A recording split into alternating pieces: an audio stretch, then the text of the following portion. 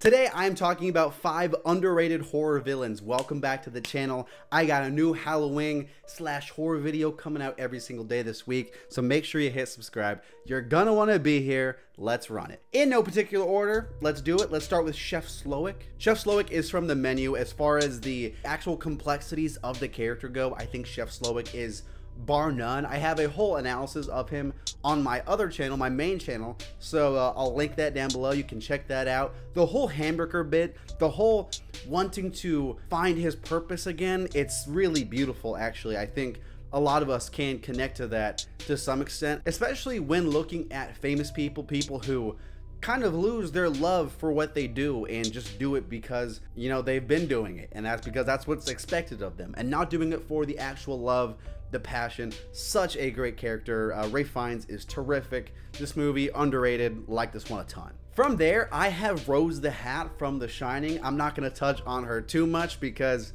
you know, big spoilers. I have a whole analysis on her coming out next week on my main channel. I'm not just plugging the main channel, but you know, it's important to keep you guys informed. What can I say? Rebecca Ferguson's great. She was asked to do the impossible, and that's follow up Jack frickin' Torrance from The Shining.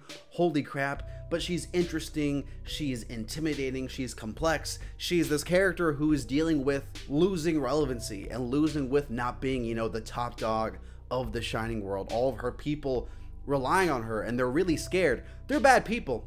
Don't get me wrong, we don't feel bad for them, but it helps us understand her more as a character. She's really good. From there, I forget his name. I have the guy from Creep. I'm actually really excited to talk about this guy in the future. There's a whole mini-series show coming out with him. That's gonna be sick. Mark Duplass is terrific in this role. In the first film particular, that's where he's at his best for me. This guy who really, he does value these connections. He really does value these connections that he makes, almost to a weird extent, but also he's very manipulative in what he does. He likes to kind of see where he can take things and how far he can push himself as far as tricking these people into having this relationship with him. You know, it's really interesting. From there, I'm gonna say the name and then you're gonna be like, what? He's not underrated. But then I'm gonna explain myself, and hopefully it'll make a little more sense. I have Jigsaw from Saw. I get, oh, Jigsaw. Wow, buddy, real original. He's totally underrated. I'm thinking about like the guy himself, you know, John Kramer,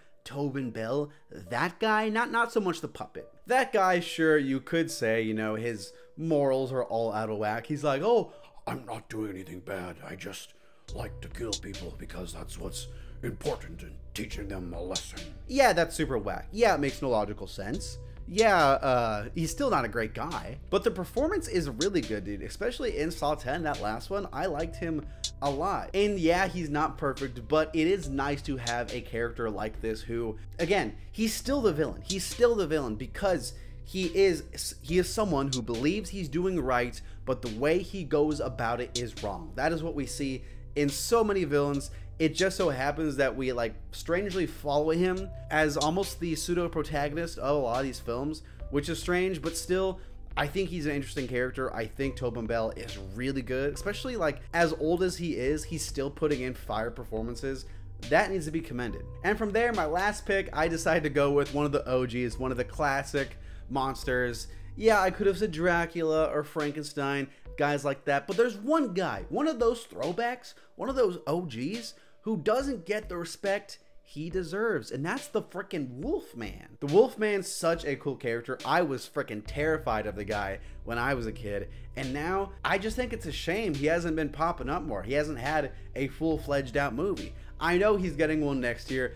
I'm skeptical of it. Invisible Man was good, but in my experience, Leigh Whannell's kind of hit or miss, so we'll see. Just such a cool character, such a cool dynamic of this guy struggling to hold back this darkness in him, this darkness that is going to come out eventually. He can't control that, but still he struggles to control it regardless. I think that's super interesting. Such a cool character. That OG version with freaking Lon Chaney, terrific. Love that version so much. He's so good in that movie. And anyways, that's the video. Thanks so much for watching. Hit subscribe. I got some more videos coming out next week. It's gonna be fire. It's gonna be really good. Talk to you later. Hit subscribe.